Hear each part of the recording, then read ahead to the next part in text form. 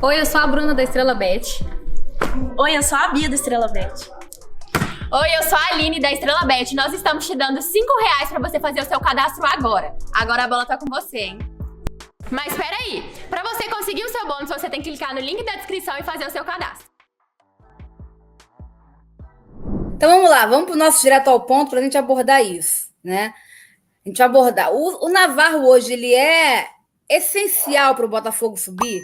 Ele é insubstituível no elenco? Como é que você vê essa situação do Navarro? E aí, para dar aquela fundamentada, eu vou botar aqui os números dele na partida de ontem, tá? E a gente vai debatendo a importância dele para o time nessa Série B como um todo. Ó, ele contra o Guarani, do Fogão Stats, lá do Matheus. Sigam ele, o Tática Alvinegra, do Gui, lá no Twitter. Ó, um gol, fez o gol da partida, obviamente. 3 finalizações certas. 1/3 de drible certo, 80% de passes certos, uma bola longa certa, um passe decisivo, ganhou 7 de 16 duelos no chão, 2 de 7 duelos aéreos, 6 faltas sofridas e a nota no SofaScore foi 7,5. É uma boa nota. E aí até você também destacou, a questão da altura, como ele ganha bolas, né, no alto. Outra coisa que eu peguei lá que você destacou também é a questão do porte físico dele, ele costuma ganhar também no porte físico.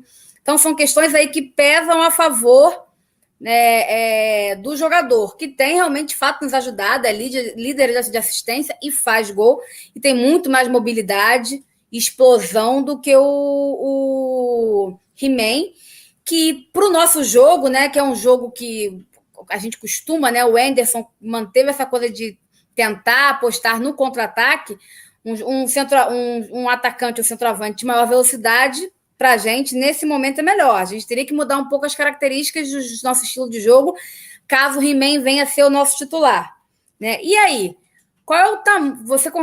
Fala aí para a gente, na sua percepção, qual vai ser o tamanho. Suponhamos que o Navarro seja vendido, qual vai ser o tamanho dessa falta para o Botafogo? O que você prefere, né? Você prefere que a gente continue com ele e ele saia de graça, porque a gente tem que pensar também que a gente pode ter um prejuízo financeiro de não vender o Navarro, mas se a gente ficar na Série B, o prejuízo financeiro vai ser pior. Além do prejuízo, né, em termos de tradição do clube, etc. Eu não vou nem levar isso em consideração, estou falando da questão financeira. Então, assim, é uma escolha realmente difícil. E aí tem as questões também, né, que o Botafogo tem a sua parcela de culpa, mas dizem que o jogador e o staff também tem a sua parcela de culpa, porque parece que o Botafogo já está há 4 meses. Quem falou isso parece que foi até esqueci o nome dele, do Gigante Glorioso, o Anderson do Gigante Glorioso. Parece, informações dele, que o Botafogo já tenta negociar com o atleta há 4 meses e o staff do atleta está sempre fazendo um jogo duro. Teriam chegado a um acordo e aí ele pediu 3 vezes mais. Essa coisa toda que a gente já sabe de bastidores.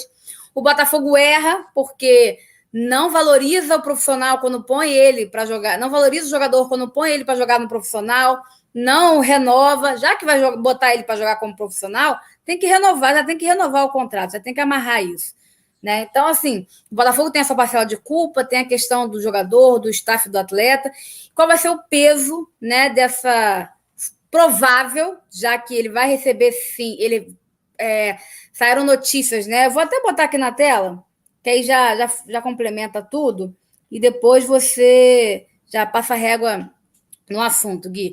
Ó, o Rafael Navarro pode sair do Botafogo antes do fim da Série B. Ele recebeu a oferta do Anderlecht, da Bélgica, que deve enviar proposta ao clube Alvinegro em breve. Ainda não enviou proposta ao clube.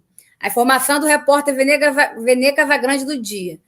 Né? O repórter a repórter que cobre o Flamengo, mas tem uma porção de notícia em primeira mão do Botafogo, mas tudo bem. O clube belga já demonstrou interesse e está em contato com um dos representantes de Rafael Navarro. O empresário Carlos Costa já teve reunião com o Botafogo e anunciou ao diretor de futebol, Eduardo Freeland, a possibilidade de chegar a uma proposta.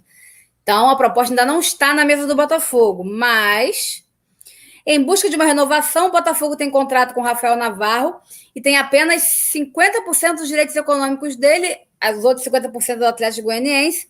E apesar de poder assinar pré-contrato com outros clubes, os atacantes e seus representantes não querem sair pela porta dos fundos. Então, eles querem aceitar uma proposta e não precisar sair de graça no final do ano. A proposta do Anderlecht é de contrato de 3 anos, o que agradou o Rafael Navarro pelo projeto, pela parte financeira.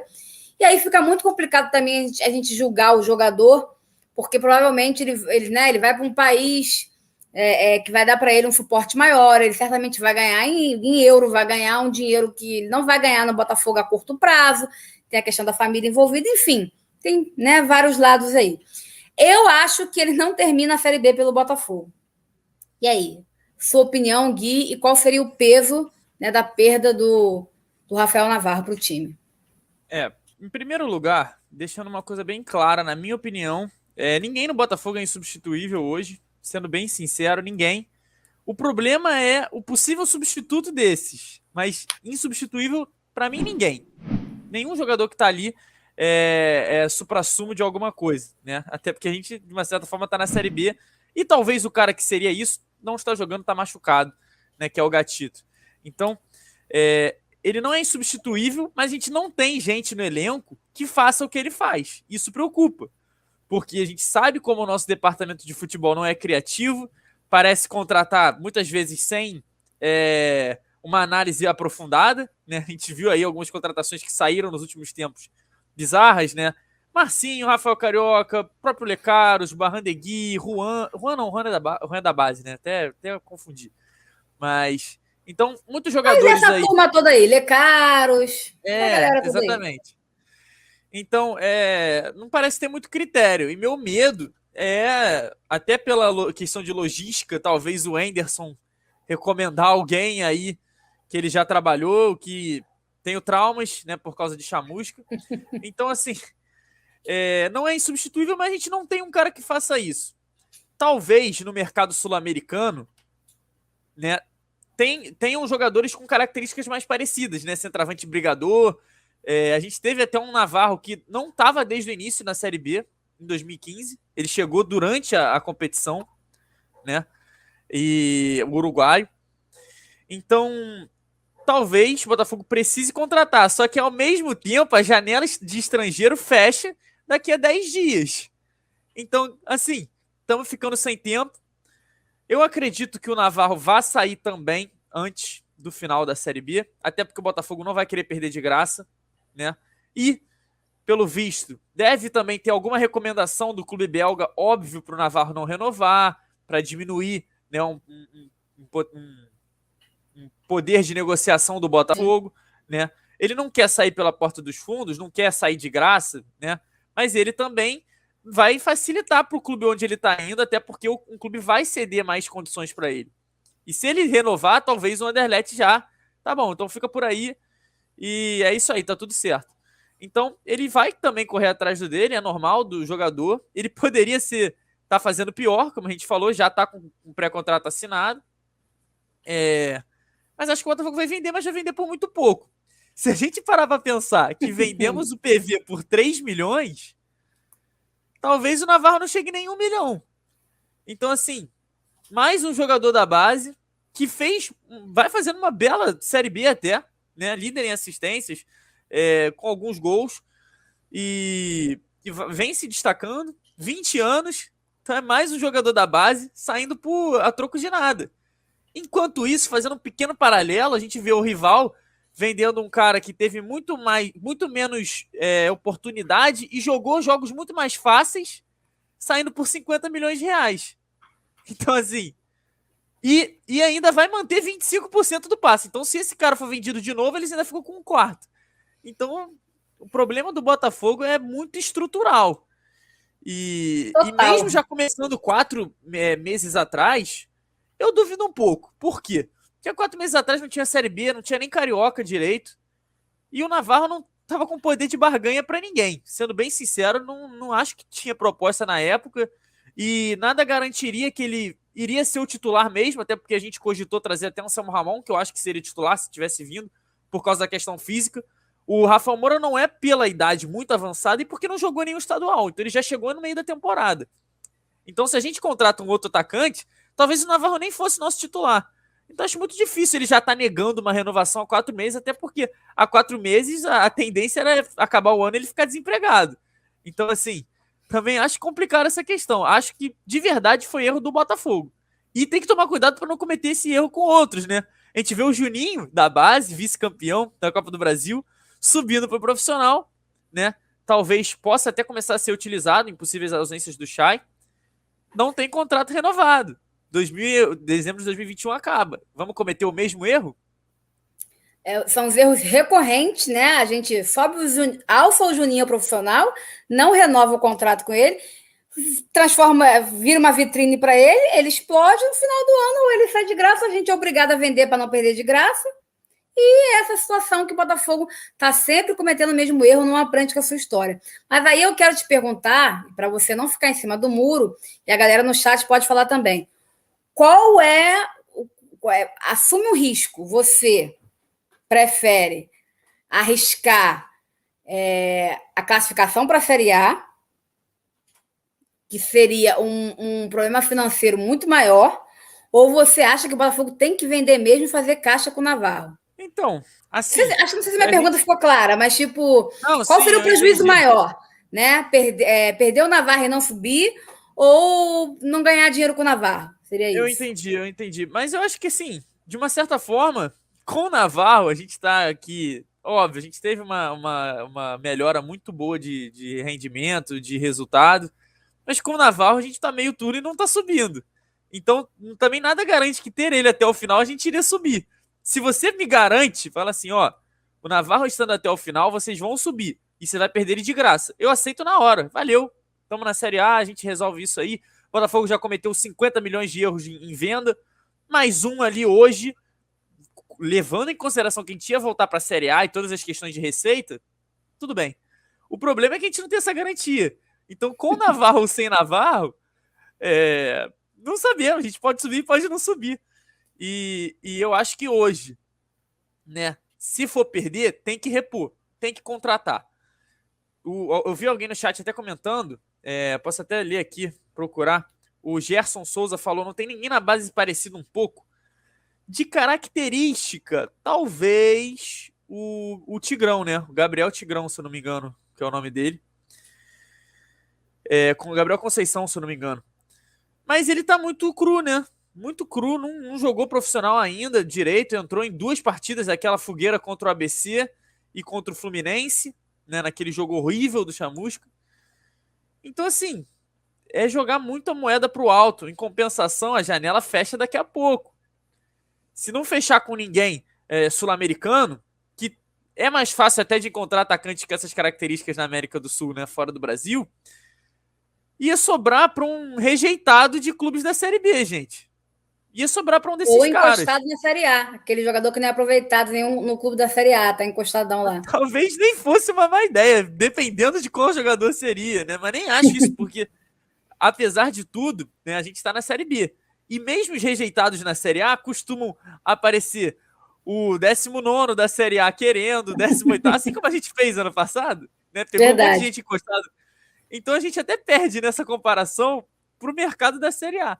Então ia sobrar um cara chutado da Série B de algum time, né? Assustador. Ou então um cara muito conhecido do Henderson, né? Um parceiraço do Henderson aí, que tá perdido por algum lugar. Então o Botafogo precisa agir. E o Botafogo parece que não age nunca. Então esse é o problema. Agora, suponhamos que a gente não consiga repor um jogador com as características do Navarro e o He-Man passe a ser o nosso centroavante titular. Como você acha que o Botafogo deveria jogar para facilitar o He-Man? Quer dizer, como é que seria essa mudança de formato de jogo do Botafogo? Teria que mudar algumas coisas, né? A própria forma de atacar, né, deveria ser diferente.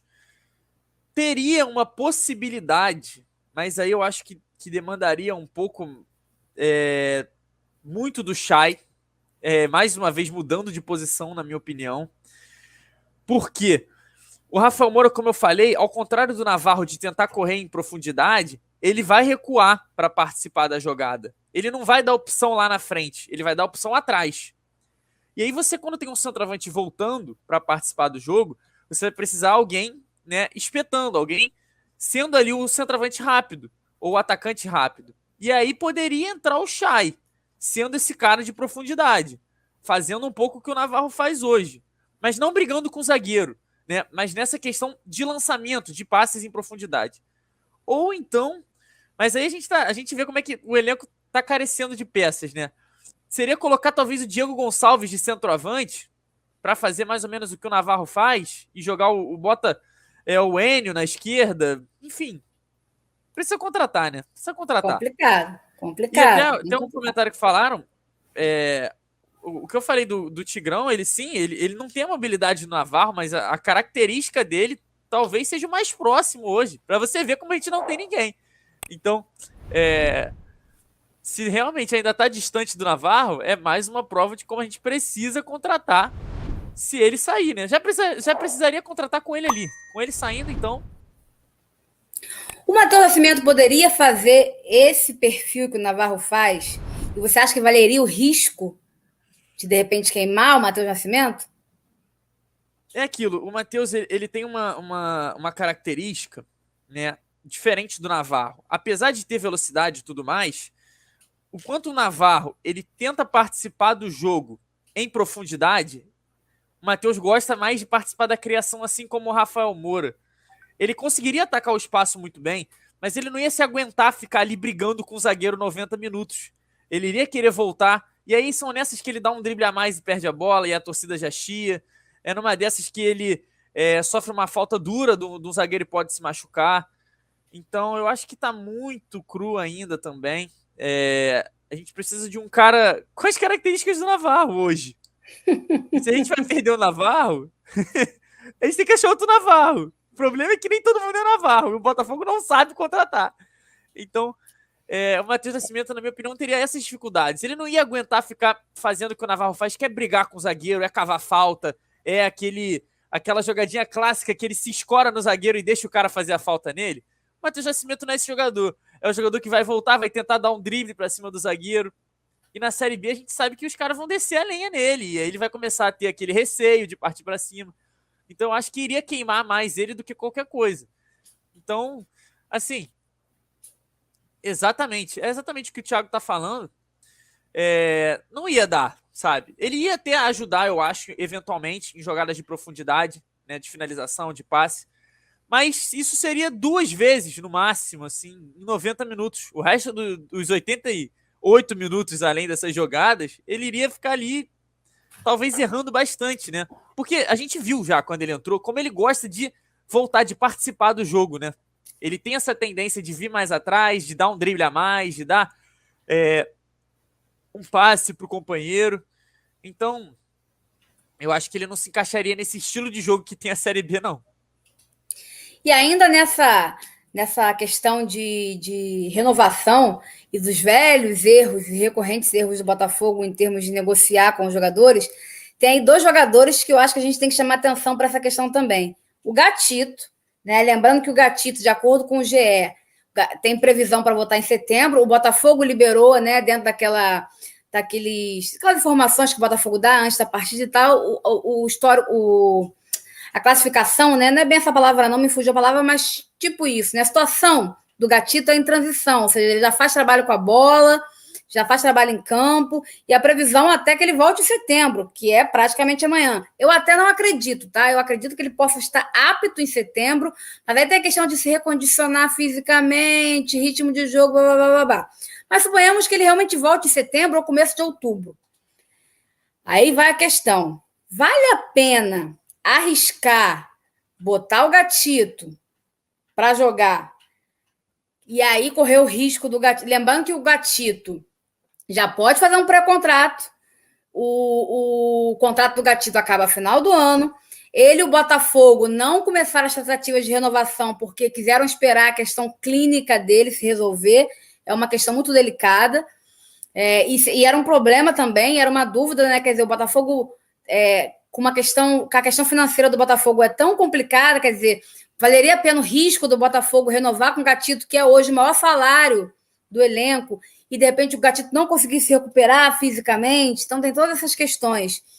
E acredito que eles vão voltar a conversar em breve. O Gatito parece que, né, deixa claro que quer permanecer. Mas a gente sabe que existe um empresário. O empresário do Gatito também não é lá muito, né? Adora também plantar uma noticiazinha. Daqui a pouco surge aí Gatito no Flamengo, coisas e tal, né? Então a gente sabe como funciona o mundo do futebol. Você acha que vale a pena o Botafogo arriscar em botar o Gatito? E quem sabe o Gatito vai bem, se recupera rápido, e aí o Botafogo pode perder a chance de renovar com o Gatito no final do ano, perder ele de graça, ou o staff dele cobrar um valor que o Botafogo não tem condições de pagar, mais ou menos o que está acontecendo aí com o Navarro. De repente não valeria a pena só botar o Gatito em campo novamente depois que tiver realmente uma renovação encaminhada ou sacramentada, e aí também a gente vai, né? Aí a gente também vai de encontro com a situação dos goleiros do Botafogo que não são muito confiáveis. Então, assim, a gente novamente entra a coisa caldeirinha, arrisca, de repente botar o Gatito de novo na janela e pode ter problema lá na frente com a questão contratual, ou, né, não põe e preserva, mas aí a gente continua com o Loureiro, por exemplo, que não é muito confiável. Enfim, né? A gente sabe que a questão financeira do Botafogo sempre toma muito conta ali dos bastidores. E aí? Como resolver essa questão? O Botafogo é muito bizarro, né? Enquanto você estava falando, eu estava imaginando aqui como... Espero que não recortem isso aqui sem contexto. Mas como a lesão dele foi boa para uma renovação. Por quê? Sim. Porque ele não jogando, os outros times não vão ficar acompanhando. Até porque a gente não sabe o que esperar de uma eventual volta do Gatito. A gente não sabe se ele vai voltar bem, com condição ideal de jogo, se ele vai voltar e logo depois não vai conseguir aguentar o tranco e vai talvez encerrar a carreira, né? Então, a lesão dele é até boa para a renovação, porque o Botafogo fica ali, praticamente só ele, tratando da renovação com o Gatito, diminui o valor de mercado dele. Ele poderia, vamos supor que o Gatito tá jogando, tá pegando tudo na Série B, fazendo o que o Tadeu tá fazendo lá no Goiás, é o time que menos sofreu gol. Vocês acham que o Gatito iria aceitar pouco para renovar se nessa situação agora? Eu acho que não. Ele ia baixar a pedida salarial? Eu acho que não. Então, de uma certa forma, a lesão para renovação foi boa. Por quê? Porque a gente não tem outras concorrências agora. A própria galera que fica ali perseguindo, né, cercando ali a situação do jogador, deixou de lado. Porque o cara tá parado há um ano, a gente não sabe como é que ele vai voltar, uma lesão séria, né? Mas aí que tá, o Gatito volta, pega tudo, né? A gente não renova, já era. Vai vir alguém e vai pegar ele. Então, ele estar machucado é bom para renovar. Olha que bizarro isso. Ele não jogar é bom pro Botafogo. Onde já se viu isso? Por causa dessa questão do contrato. Então, isso é muito preocupante. E eu acho, sim, que o Botafogo deveria, pelo menos um aninho, renovar com ele, né? Caso ele volte em condições de jogo, a gente já pensa no ano que vem em estender. Bota um ano com uma cláusula de jogos. E aí você pode estender o contrato. Bota assim, renova agora até 2022. Se o Gatito tiver 30 jogos, 40 jogos, será que o goleiro tem mais? Nesse período, o Botafogo pode, não é obrigado, pode estender para mais um ano. Isso aí é o trabalho do seu Freeland, né? Que parece que não tá muito preocupado com isso, até porque Marcinho, a gente vai ter ele até 2022, Felipe Ferreira, então ele parece não se preocupar muito com esses detalhes contratuais. E se o Gatito não der certo, vai ser uma aposta, mas uma aposta também justificável, né? Porque ele já ajudou muito o Botafogo de uma certa forma também, né? Diferente de outros goleiros que ficaram o ano de 2021 inteiro só recebendo dinheiro e não fizeram nada na história do Botafogo, né? Nem o mínimo. O Gatito teria feito, então talvez pagar aí um ano pro Gatito, mesmo ele com dificuldade de jogar, não seja o pior dos mundos, do que ele voltar jogando bem, perder de graça para outro clube. O Gatito tem crédito e tem qualidade, né? Para que o Botafogo aposte nele. Eu também não vou ficar em cima do muro, não. Primeiro, galera do chat, quem quiser aí, responde aí a nossa enquete. Quem estiver vendo esse direto ao ponto, pode responder nos comentários abaixo também aí o que acha. Eu acho que o Botafogo, se eu fosse o Botafogo, eu só colocaria o Gatito em campo novamente depois de uma renovação muito bem encaminhada ou sacramentada. Antes disso, eu não botaria. E aí, Sacramentada, né? Porque o Navarro estava encaminhado.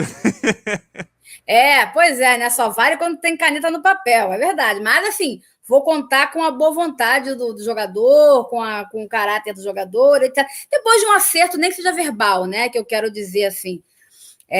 Eu só botaria o Gatito em campo, a não ser que a gente tivesse uma situação muito trágica, o Loureiro falhando em tudo. Ele vai falhar pra caramba, o Loureiro, mas não é uma situação tão desesperadora. Senão eu só botaria o Gatito. Depois que tivesse toda a questão contratual resolvida, daria mais um ano a ele, sim, com questão de bônus, de performance, né? Eu ia negociar com ele abaixar um pouco o salário e ele ganhar algumas premiações caso ele bata algumas metas realmente importantes, nessas metas fajutas que tem nos últimos contratos do comitê, não. Né, mas ver se ele vai conseguir responder fisicamente, tecnicamente, aí o Botafogo vai valorizando ele mais ainda e até mesmo uma extensão de contrato. Mas nesse primeiro momento eu só botaria ele como titular, renovando, e daria também só mais um ano para ele a princípio, porque vai que ele não vinga, vai que ele tem muita dificuldade de voltar no futebol fisicamente e tal, qualidade a gente sabe que ele tem, que aí a gente amarrou 2 anos com ele e já viu, né? Então eu acho que teria que ser um ano, mas já tudo sacramentado. Essa é a minha opinião, não sei o que a galera do chat pensa, a galera aí pode botar aí a sua opinião. A galera tá falando que escalaria ele antes de renovar. Eu não concordo muito, não. Amor, é porque a galera compara a nossa situação, compara ele com o Loureiro, a nossa situação, a galera tá desesperada, quer que o time suba, então assim, bota o Gatito que ele vai defender e a gente vê o que dá. Só que a gente também tem que começar a pensar um pouco a longo prazo, né? Um pouco dentro das estruturas do clube, porque se a gente pensar só campo e bola, às vezes a coisa não anda, né? Essa é uma questão. E aí, já dentro desse mesmo assunto, o outro jogador que eu quero levantar aqui a questão é o Oyama. Né? O Oyama está emprestado junto ao Mirassol e o empréstimo do Oyama acaba ao final de 2021. O Oyama hoje é o jogador, junto com o Chay, que mais chama atenção no Botafogo. Eu acho que é unânime.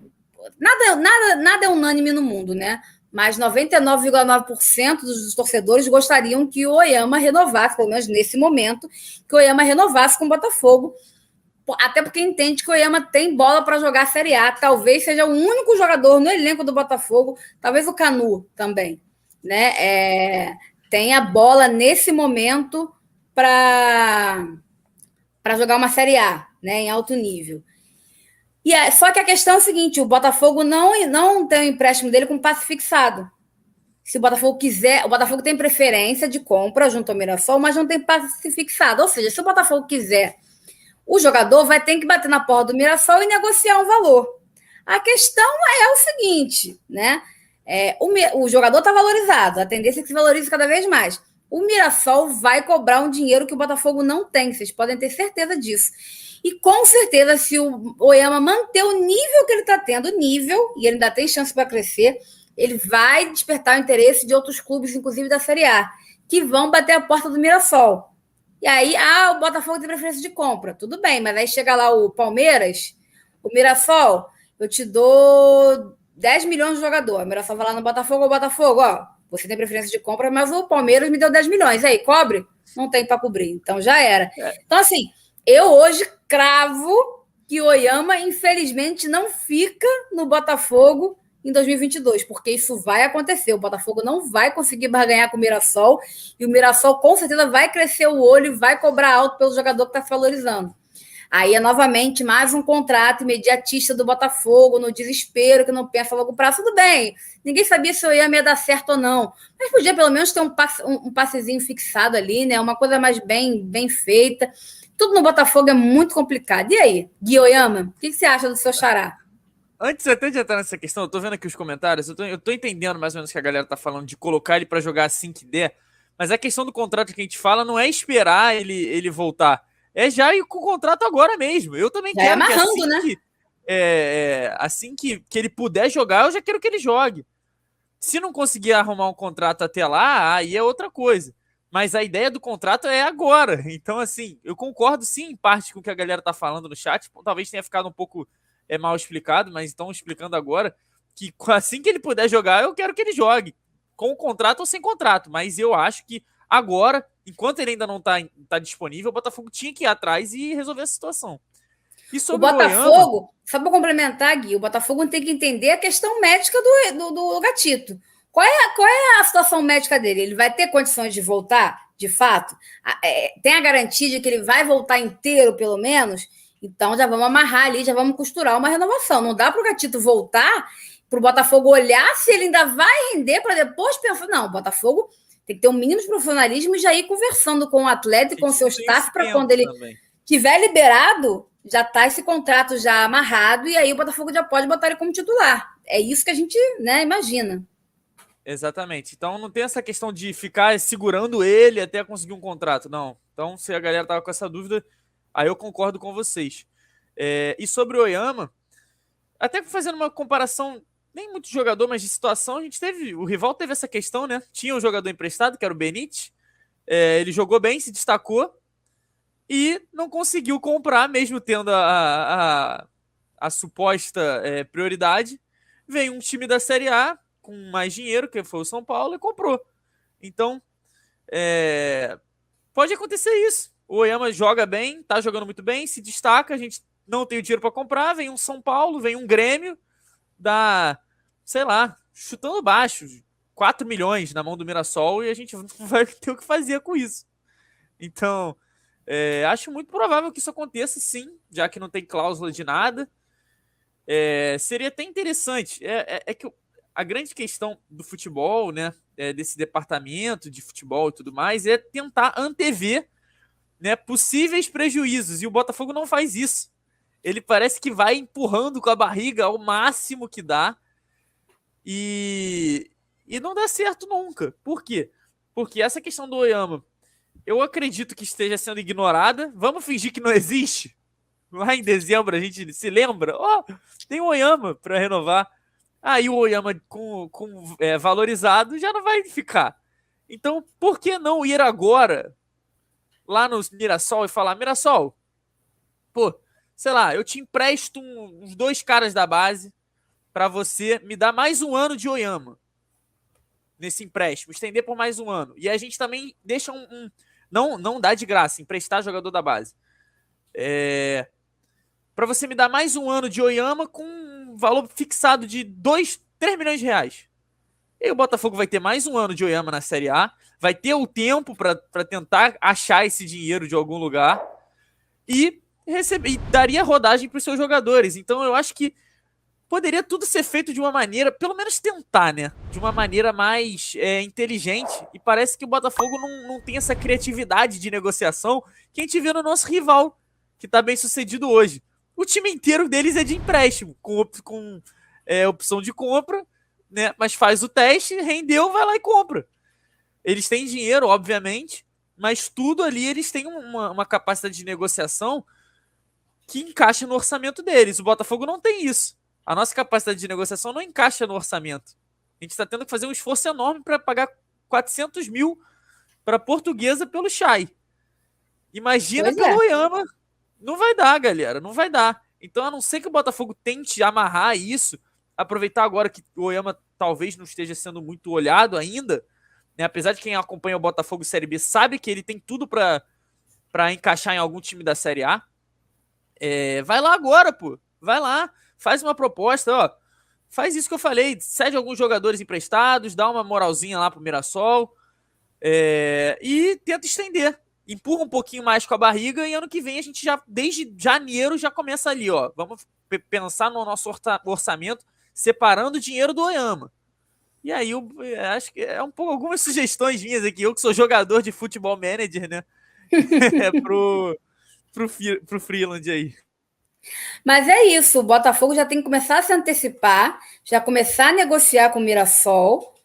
A questão é que a gente não acredita que o Botafogo esteja fazendo isso. Esse é o grande porém. Porque, assim, para o Botafogo ter o Oyama, o Botafogo vai ter que usar do seu bom relacionamento com o Mirassol. Para ter alguma preferência aí nessa negociação, conseguir amarrar essa ideia que você deu de ter um empréstimo de mais um ano para ver se ele vai render na Série A, com passe fixado, seria excelente. Seria o ideal, mas aí tu também dependeria do bom relacionamento entre eles, porque o Botafogo hoje não tem poder de barganha nenhuma. Agora, tomara que o Botafogo tente, né? Já tá assim, a gente não acredita muito que a gente conhece, sabe como é que funciona o Botafogo, e o Freeland não deu nenhum motivo para a gente pensar o contrário. A gente espera que o Botafogo já esteja conversando com o Gatito, já esteja conversando com o Oyama, para poder ajustar as coisas e a gente não ficar nesse desespero igual está acontecendo com o Navarro.